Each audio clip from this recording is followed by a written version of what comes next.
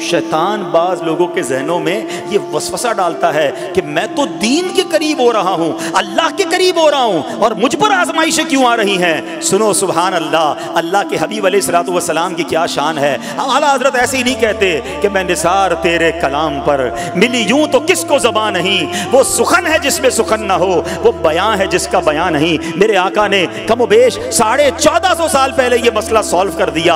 हज़रत सैयदना साद बिन अबू वक्कास रज़ियल्लाहु तआला फरमाते हैं कि मैंने अर्ज़ की, या रसूल अल्लाह सल्लल्लाहु तआला अलैहि वसल्लम, सबसे ज़्यादा मुसीबतें किन लोगों पर?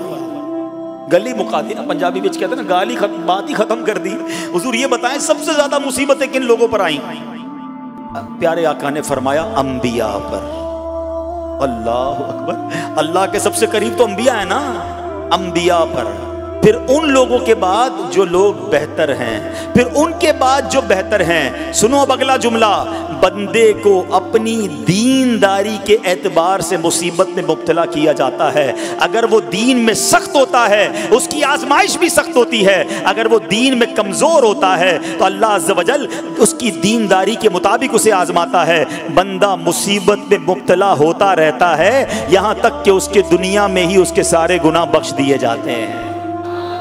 गोया अल्लाह की ये रहमत है कि बंदा बड़ा नेक हो रहा है, रब चाहता है कि इस बंदे पर आजमाइश भेजूं, मेरा नेक बंदा सब्र करे, इसके गुनाह माफ हो जाएं और मेरे पास आए तो उसको जन्नत में दाखिल कर दूं। अल्लाह अकबर। ऐ प्यारे इस्लामी भाइयों, याद रखना, अब जो मैंने एक सवाल कायम किया था ना कि यार मैं तो दीन के करीब, मैं तो अल्लाह के करीब होने की कोशिश कर रहा हूं और एक के बाद एक आजमाइश आ रही है, ये क्या है? अब एक और हदीस सुन लो, सुभान अल्लाह। हजरत सैयदना अनस रज़ियल्लाहु तआला अन्हु से रिवायत है, सरकारे वाला तबार, हम बेकसों के मददगार, शफीए रोज़े शुमार, दो आलम के मालिक व मुख्तार सल्लल्लाहु तआला अलैहि वसल्लम ने फरमाया, जब अल्लाह अज़्ज़ व जल किसी बंदे से मोहब्बत फरमाता है, सुनना जरा गौर से, अल्लाह अज़्ज़ व जल जब अपने किसी बंदे से मोहब्बत फरमाता है या उसे अपना दोस्त बनाने का इरादा फरमाता है तो उस पर आजमाइशों की बारिश फरमा देता है।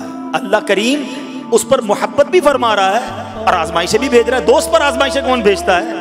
दोस्त को तो राहतें डाली जाती हैं। हाय हाय, अब यही तो इम्तिहान है, यही तो चेक है। सुनो, नबी पाक फरमाते हैं जब अल्लाह उस पर आजमाइश भेजता है ना, वो बंदा अपने रब को पुकारता है, ऐ मेरे रब अज़्ज़ व जल, तो अल्लाह फरमाता है मेरे बंदे तू जो कुछ मुझसे मांगेगा मैं तुझे अता फरमाऊंगा, तू तो जल्द ही तुझे दे दूंगा और इसे तेरी आखिरत के लिए ज़ख़ीरा कर दूंगा। सुभान अल्लाह। यानी अल्लाह वालों को आजमाया जाता है, उनके दर्जात बुलंद किए जाते हैं, उनके गुनाह मुआफ़ किए जाते हैं। तो ऐ मेरे प्यारे इस्लामी भाइयों, कभी भी ये ज़हन में ख्याल मत लाना कि यार मैं दीन में करीब आ रहा हूँ, मेरी आजमाइशें बढ़ रही हैं। समझ लो इम्तिहान शुरू हो गया है, टेस्ट शुरू हो गया है। अब इस टेस्ट में मुझे कामयाब होना है और अल्लाह के मजीद करीब जाना है। जिंदगी में जो गुनाह हो गए हैं ये मेरे गुनाहों का इंशाअल्लाह कफ़ारा बन जाएगा, मेरे दर्जात की बुलंदी का सबब बन जाएगा।